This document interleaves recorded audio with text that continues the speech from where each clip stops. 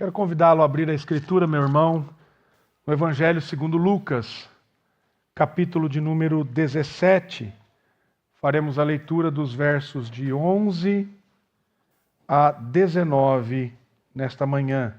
Nós estamos expondo o Evangelho de Lucas e hoje nós vamos expor o texto, a perícope de 11 a 19.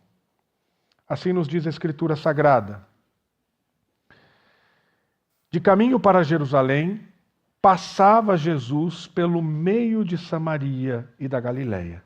Ao entrar numa aldeia, saíram-lhe ao encontro 10 leprosos, que ficaram de longe, e lhe gritaram dizendo: Jesus, mestre, compadece-te de nós. Ao vê-los, disse-lhes Jesus: ide e mostrai-vos ao sacerdote. Aconteceu que, indo eles, foram purificados. Um dos 10, vendo que fora curado, voltou, dando glória a Deus em alta voz, e prostrou-se com o rosto em terra aos pés de Jesus, agradecendo-lhe, e este era samaritano. Então Jesus lhe perguntou: não eram 10 os que foram curados? Onde estão os 9? Não houve, porventura, quem voltasse para dar glória a Deus, senão este estrangeiro?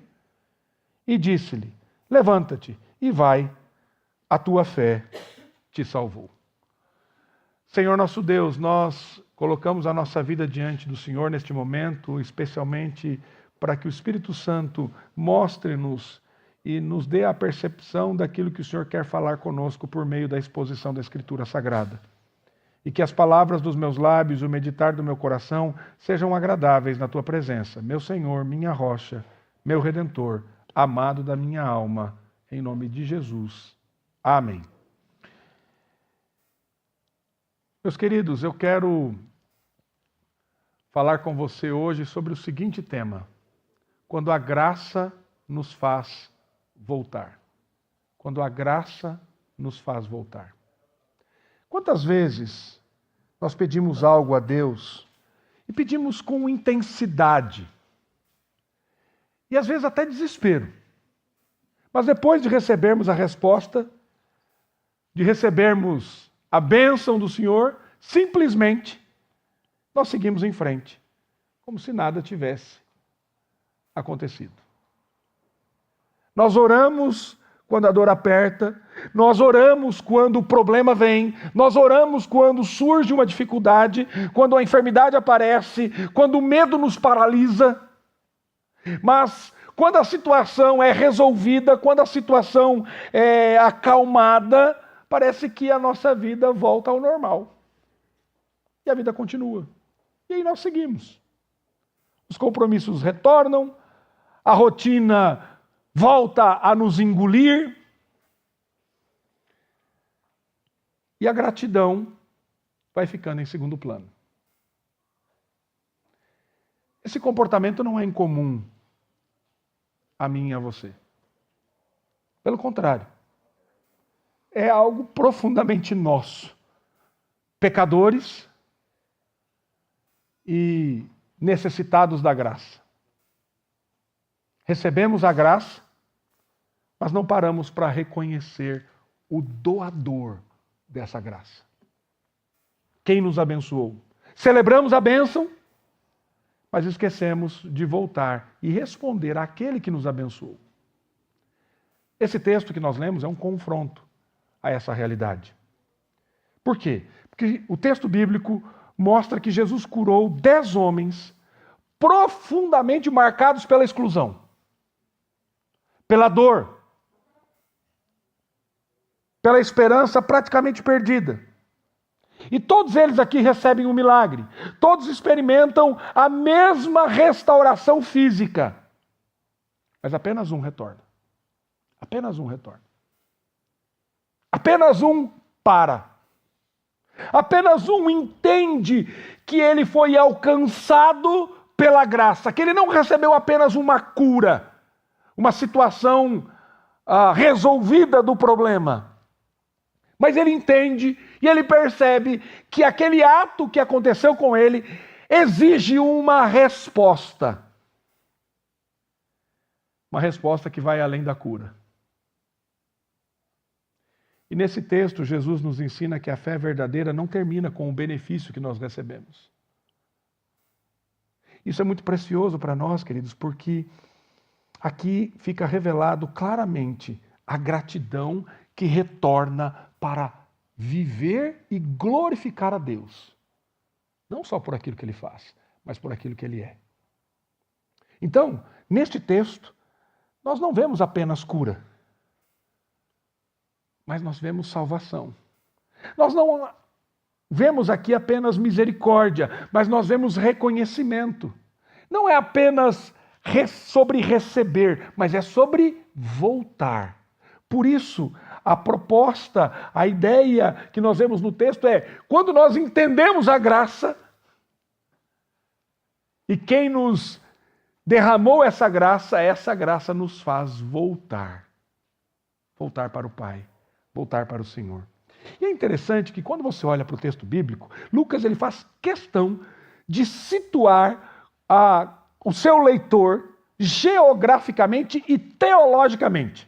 Logo no início do texto, ele diz que Jesus estava a caminho de Jerusalém, passando entre Samaria e Galiléia. E essa informação, ela nunca é neutra aqui no Evangelho de Lucas. Sabe por quê? Se você se lembrar, desde lá do capítulo 9, Jesus resolutamente decidiu ir para Jerusalém. E o que ele vai fazer em Jerusalém? Ele vai para a cruz. Então, quando o evangelista está dizendo no caminho de Jerusalém, passava Jesus pelo caminho de Samaria e da Galileia, ele está dizendo assim, Jesus está indo para Jerusalém, Jesus está indo ao encontro da cruz, ao encontro da redenção, ao encontro onde será ali, de fato, muito claro e evidente, exposto a nossa salvação em Cristo. Então, cada passo de Jesus agora acontece sob esta sombra do sacrifício. Além disso, o caminho entre Samaria e Galiléia era um espaço de tensão. Vocês vão se lembrar que judeus e samaritanos não se relacionavam. Eles não tinham boa relação. O simples fato, então, de Jesus transitar por essa região já revela algo precioso da graça que ele anuncia. E este texto, ele vem logo após o que nós vimos na semana passada, onde Jesus falou sobre uma fé simples, sobre obediência, sobre perdão, sobre serviço humilde. Agora, ele mostra como essa fé simples se manifesta na prática da graça que é derramada sobre a nossa vida.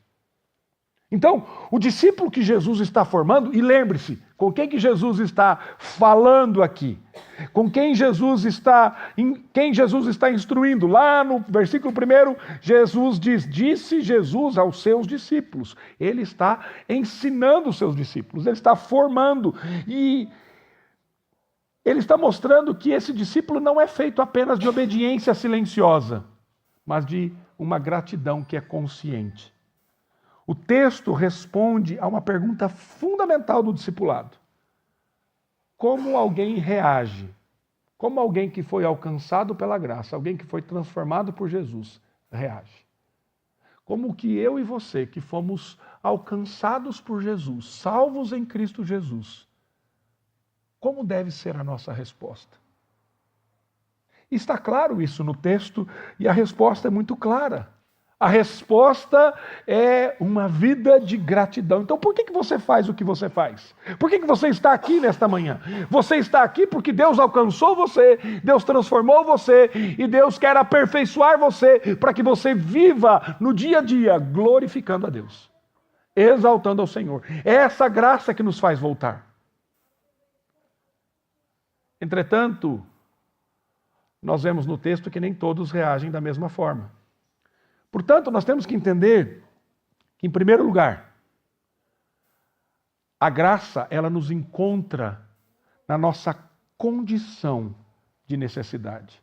Dos versos 11 a 13, nós vemos claramente essa realidade. O encontro começa aqui com um clamor coletivo. Quando Jesus entra na aldeia, saíram-lhe ao encontro 10 leprosos, que ficaram de longe, e o que eles fizeram?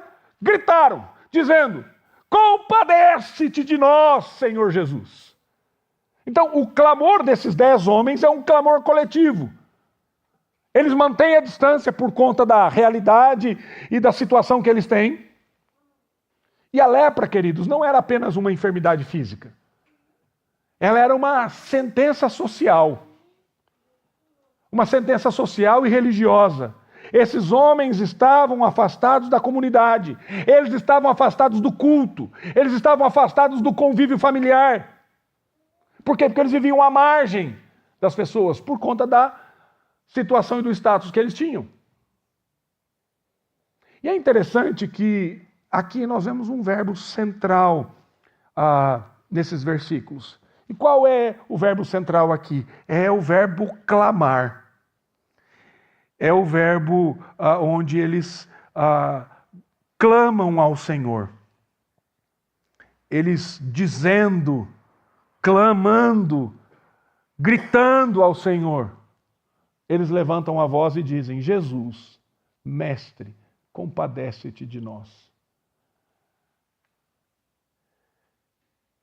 E sabe o que me chama a atenção? Que apesar da carência e da necessidade desses homens, necessariamente eles não pedem por cura. Porque eles dizem: Mestre, compadece-te de nós. Tenha compaixão. É óbvio que nós entendemos, por estarem à margem da sociedade, por conta da lepra, fora do culto, fora do convívio familiar, fora da sociedade de maneira geral, por conta disso, a cura era algo prioritário na vida deles. Mas eles clamam por misericórdia. Eles reconhecem a sua condição e eles reconhecem mais a autoridade de Jesus. E algo precisa ficar claro para nós, é que o clamor, ele não nasce de mérito, mas ele nasce da necessidade. Ele não apresenta credenciais, mas ele apresenta feridas. A graça, ela começa sempre assim. Deus não responde à autossuficiência, mas Deus responde a um coração que reconhece a sua fraqueza, que reconhece a sua miséria, que reconhece a sua fragilidade. Isso nos lembra que a fé, ela é simples, ela é honesta. E o que me chama a atenção aqui, meus irmãos, é que aqui nós vemos o grito, o clamor, a angústia de quem não tem recursos em si mesmo, de quem sabe que não tem poder para salvar a si mesmo. Por isso a graça nos encontra na nossa condição de necessidade. A misericórdia de Jesus, ela revela essa fragilidade que nós temos. E aqui a condição desses homens, a lepra desses homens, expõe a fragilidade deles. E é uma figura que nos mostra claramente a nossa fragilidade. Então, a misericórdia do Senhor Jesus, ela revela esse caráter gracioso. O reformador João Calvino, ele diz: nada é mais próprio da fé do que reconhecer a própria miséria e buscar em Deus aquilo que nos falta. O que nos faz reconhecer aquilo que somos de fato? Calvino mostra que a fé bíblica, ela não apresenta mérito. Ela não apresenta argumentos. Ela não apresenta promessas. Olha, se o senhor curar, eu vou fazer assim. Se o senhor me der a bênção que eu preciso, eu vou fazer tal coisa. Eu vou responder dessa maneira. Não, a fé simples começa exatamente aí. Não na força, mas na consciência da necessidade. Senhor, eu não tenho nada para dar para o senhor. Eu não tenho nada para dar. Eu não tenho absolutamente nada. Eu não tenho como agradar o Senhor. Eu não tenho como fazer uma barganha com o Senhor. Então, a graça, ela não começa quando eu entendo tudo. Mas a graça, ela é manifestada, ela é derramada sobre nós quando nós reconhecemos a necessidade que temos dela, que nós precisamos dela. Senhor, eu não sou nada. Eu sou um leproso. Eu sou alguém que está carente, necessitado, angustiado e precisa de misericórdia. O clamor do meu coração, o clamor do seu coração, o clamor do nosso coração é: Mestre, compadece-te de nós. Tenha compaixão de mim, Senhor. Tenha compaixão de mim. Então, meus amados, o que nós vemos aqui? Que a graça de Deus, ela nos encontra quando nós reconhecemos a nossa necessidade, não quando nós tentamos parecer fortes. E muitas vezes, Deus começa a agir quando nós paramos de negociar e simplesmente clamamos por misericórdia. Pare de querer impressionar a Deus, querido. Pare de querer fazer aquilo que você não consegue fazer. Sabe por quê? Porque uma fé simples não se apresenta com discursos elaborados, eloquentes, mas com dependência sincera, dizendo: Senhor, eu não sou nada. Todo discipulado verdadeiro começa com esse reconhecimento. Sabe por quê? Porque sem a graça do Senhor não há caminho. Sem misericórdia não há restauração. Então o que eu tenho que fazer? Primeira coisa, seja sincero ao clamar nas suas orações todos os dias da semana. Essa semana, ore da seguinte forma: Senhor, compadece-te de mim nessa área da minha vida. No meu relacionamento conjugal, na relação com os meus filhos, no meu trabalho. Tem misericórdia de mim, Senhor. Clame ao Senhor sinceramente.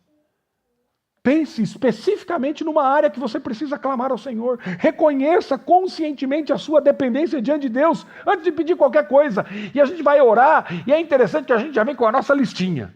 Senhor, para essa semana eu tenho esses pedidos.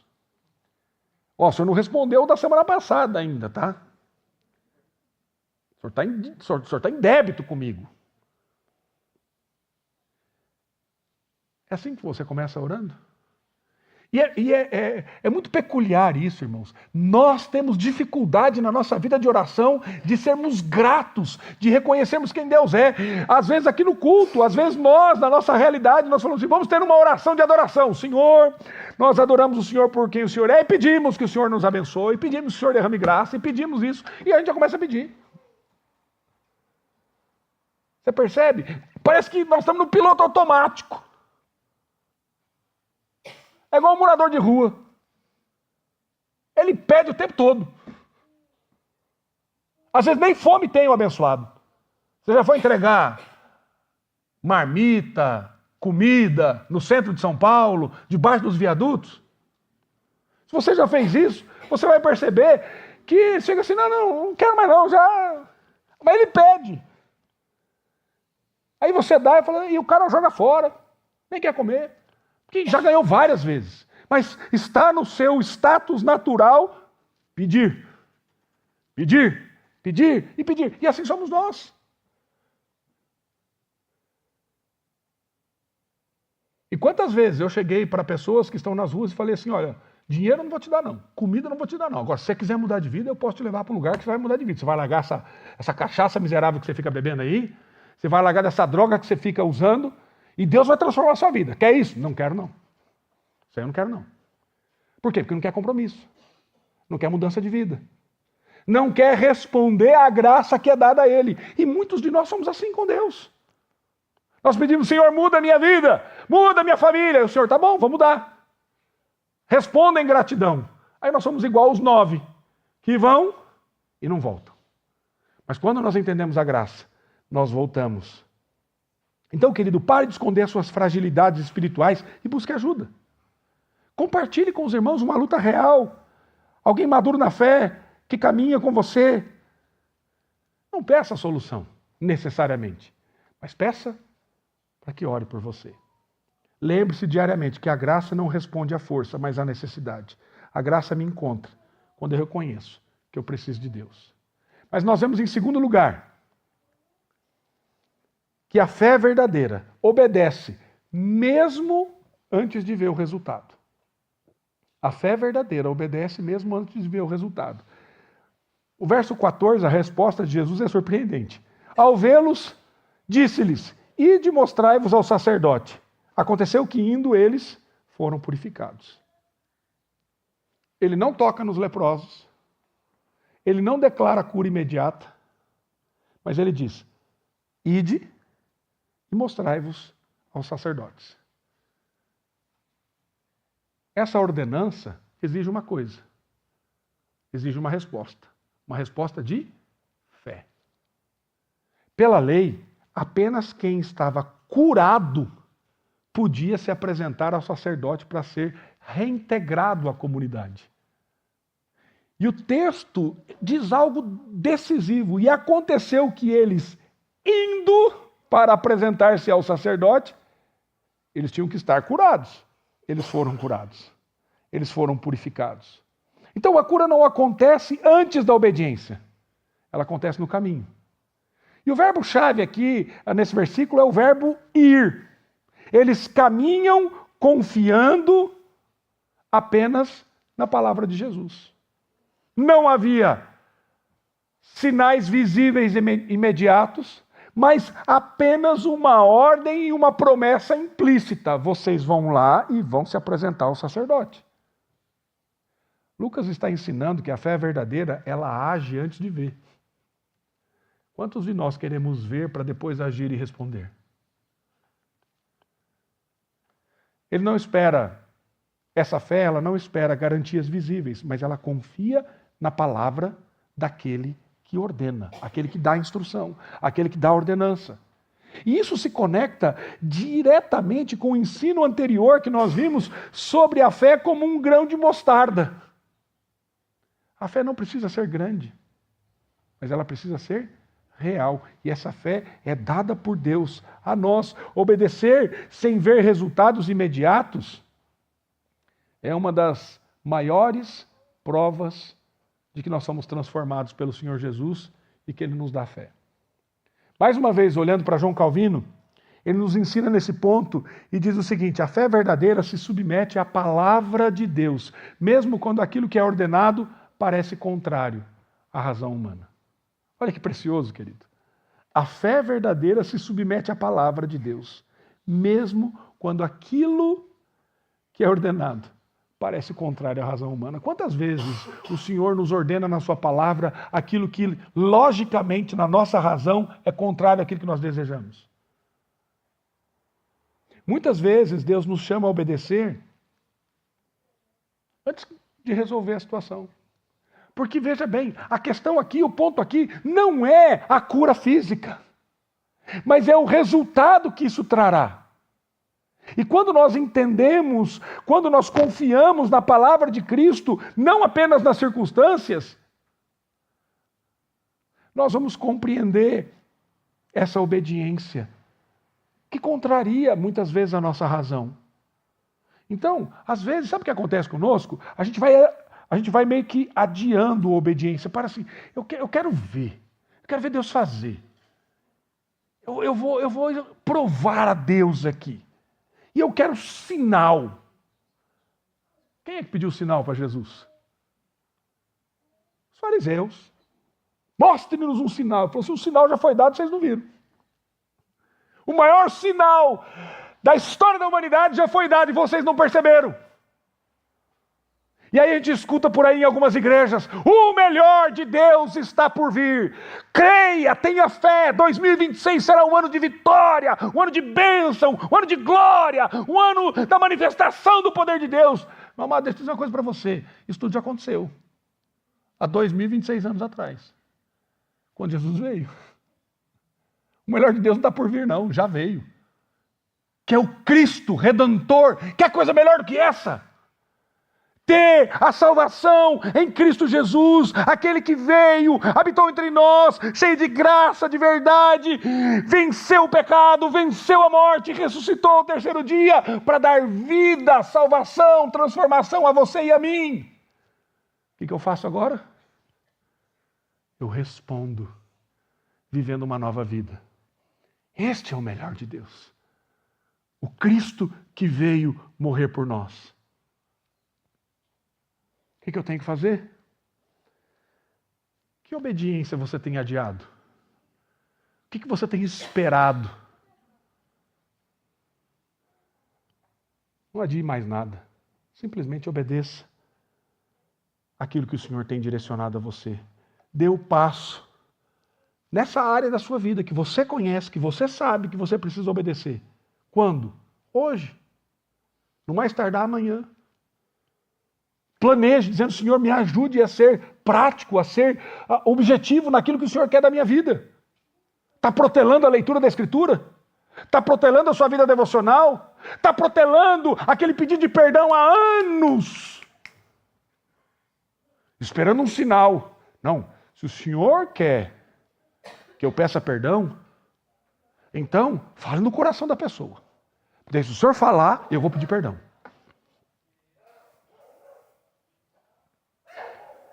Está protelando para você compartilhar o Evangelho com alguém que está próximo a você?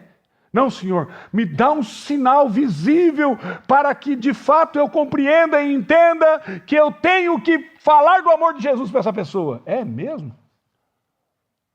Você precisa de um sinal claro para isso? Já está dado. É você que não está vendo e eu que não estou vendo. Esses leprosos foram. Obedeça, querido, sem exigir garantias ou sinais, porque é isso que a graça faz conosco. Mas em terceiro lugar, a gratidão revela quem realmente compreendeu, entendeu a graça. Versos 15 a 18, nós vemos aqui uma mudança de tonalidade no texto. Dos 10, apenas um voltou. E Lucas faz questão de destacar algo muito importante. Eu não sei se você percebeu isso. O caminho que Jesus estava trilhando era o caminho entre Samaria e da Galileia. Quem é que voltou? Um samaritano. E ele destaca isso. Apenas um voltou, olha só o que diz o texto. E esse que voltou prostrou-se com o rosto em terra aos pés de Jesus, agradecendo-lhe. E este era samaritano. Estrangeiro. Desprezado pelos judeus e possivelmente improvável. E aqui, o verbo central agora é voltar. Esta volta, este retorno, é um retorno glorificando a Deus e não de qualquer forma. Porque diz o texto que um dos 10, vendo que fora curado, voltou dando glória a Deus em alta voz. Ele queria que todo mundo percebesse, glória a Deus, eu fui transformado, eu fui salvo, eu fui regenerado, eu agora quero louvar ao Senhor.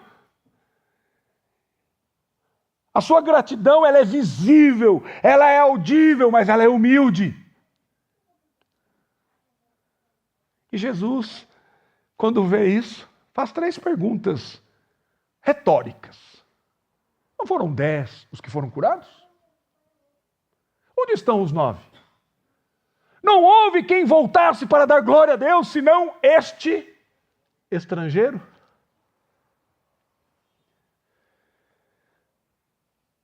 Essas perguntas, elas revelam o coração do texto. Todos receberam a cura.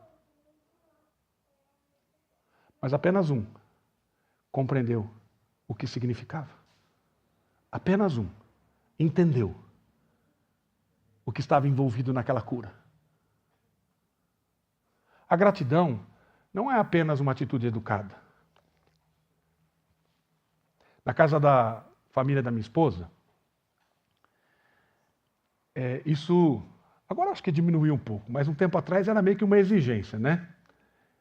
Não vão agradecer a Deus pelas mãos que prepararam o alimento?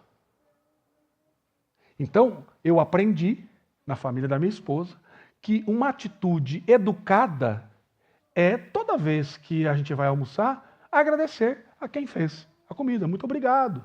Fazendo um elogio, dizendo, olha, a comida está uma delícia, está gostosa. Aí a minha sogra responde, não, é a fome, você está com fome, né? Gratidão, querido, não é apenas uma atitude educada. Gratidão a Deus, ela é uma evidência muito clara de que você compreendeu o que aconteceu com você espiritualmente. A graça pode ser experimentada por algumas pessoas até de forma superficial ou profundamente. Alguns vão receber benefícios, e é graça. Talvez a graça comum, que alcança toda a humanidade. Mas a graça especial, não. Essa não alcança todos. Essa alcança os eleitos de Deus. Aqueles que o Senhor quer transformar. E muitas pessoas que recebem essa graça comum de Deus não reconhecem quem é o doador dessa bênção. Mas aqueles que entendem, aqueles que têm os olhos abertos pelo Espírito Santo de Deus, sabe o que eles vão fazer? Eles vão voltar em alta voz, humildemente, clamando, gritando, dizendo glória a Deus. E não só isso. Eles vão retornar em adoração, adorando a Deus. Tem uma coisa que é pesada, queridos. A ingratidão é um dos maiores males do coração humano. Sabe por quê? Porque ela rouba de Deus a glória que lhe é devida e revela um coração que ama mais os benefícios do que o próprio Deus. Então, ser ingrato é ser um ladrão de glória. É você roubar a glória que não é de quem de fato é devida. Então, a gratidão, ela revela se nós buscamos a Jesus por aquilo que Ele é, de fato, ou só porque estamos satisfeitos com aquilo que recebemos. E quando nós voltamos para glorificar a Deus, nós mostramos que aquilo que nós recebemos, a bênção que se tornou mais importante, aquilo que nós recebemos, ela não é mais importante do que o Senhor. O Senhor vai nos abençoar, o Senhor vai te abençoar, o Senhor tem te abençoado, Ele tem cuidado de você, Ele tem sustentado a sua vida. E você não deve estar aqui para receber algo que você tem clamado ao Senhor, você deve estar aqui para adorá-lo por quem Ele é. E uma vida de gratidão em resposta vai mostrar essa vida cristã madura para aprender a reconhecer e agradecer ao Senhor. Então, gratidão, querido, não é um detalhe da fé, mas ela é uma espécie de termômetro espiritual para saber se você entendeu, se você compreendeu essa graça que Deus derramou sobre a sua vida de salvação e redenção. Então, reconheça o que Deus tem feito na sua vida. Expresse essa gratidão em adoração. Hoje pela manhã conversava com o seminarista Romero, ele estava falando sobre um livro, e eu me lembrei dessa citação, o livro Alegrem-se os Povos, do pastor John Piper. Ele diz assim, neste livro que fala sobre missões, que evangelização vai acabar, mas a adoração jamais acabará. Nós vamos adorar ao Senhor por toda a eternidade. Então, a nossa resposta daquilo que o Senhor faz na minha vida e na sua vida é uma resposta de adoração. E por último, a fé que volta em gratidão é a fé que salva. A fé que volta em gratidão é a fé que salva. O clímax do texto bíblico aqui está na palavra final de Jesus a este samaritano. Levanta-te, vai, a tua fé te salvou. O verbo no grego usado aqui para salvar é o verbo sozo, que ele vai além da cura física. Ele aponta para a salvação completa. Todos foram curados, mas apenas um é declarado salvo. Isso não diminui o milagre físico dos outros, mas revela algo muito mais profundo que aconteceu com aquele que voltou. Isso aqui é decisivo, irmãos, porque nem toda bênção recebida é evidência de salvação. Vou repetir isso. Nem toda bênção recebida é evidência de salvação. Ah, pastor, naquela igreja lá tem curas, tem milagres. Você sabia que até o diabo pode curar? Para enganar? É. Agora, aquele que é transformado plenamente, ele é salvo. Ele não é restaurado de uma doença, de uma enfermidade. A salvação se manifesta quando a fé reconhece Jesus não apenas como alguém que concede benefícios, mas reconhece a Jesus como o próprio Salvador e Redentor.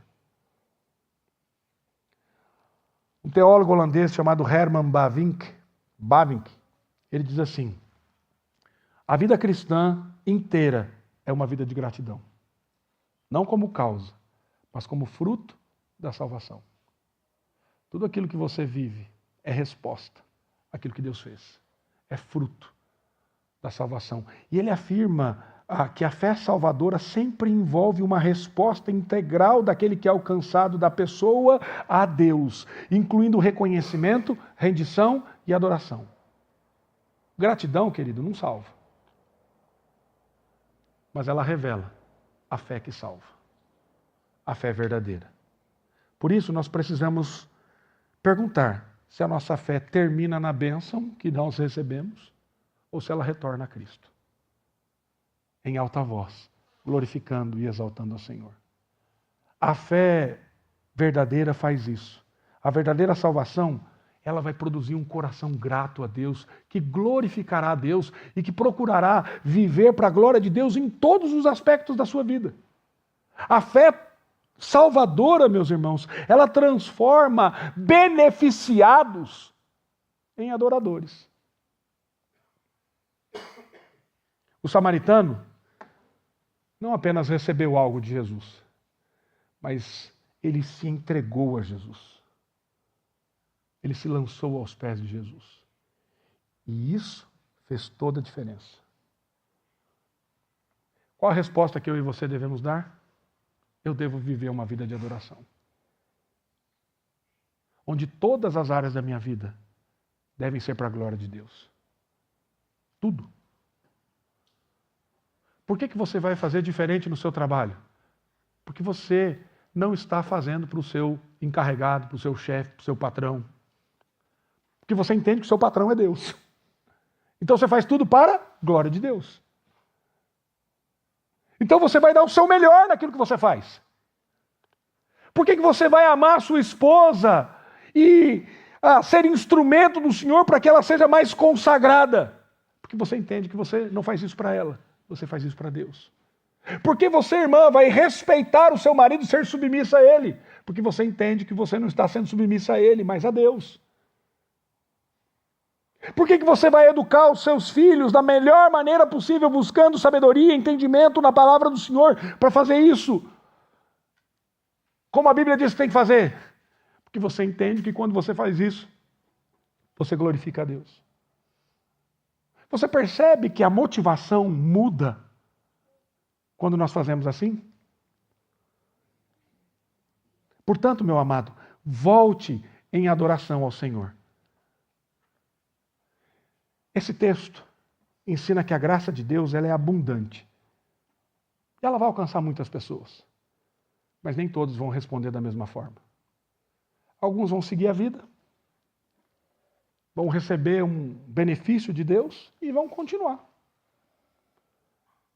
Outros, que foram tocados pelo Espírito Santo, tiveram seus olhos abertos, voltarão para viver uma vida de resposta e glorificar a esse Deus que é doador de todas as coisas.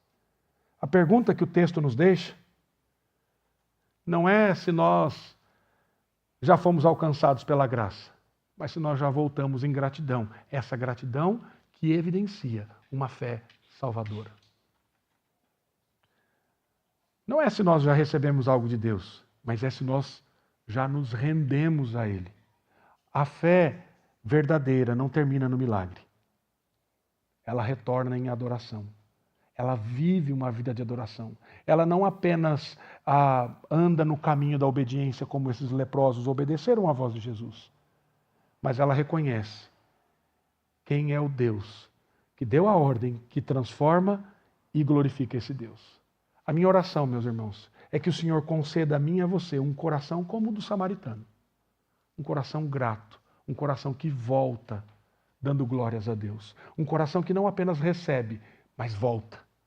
Um coração que entende que a maior graça não é a cura, não é o milagre recebido, mas é a salvação. E que agora, por termos sido alcançados por Jesus, salvos, Ele nos dá o privilégio de termos um relacionamento com Ele.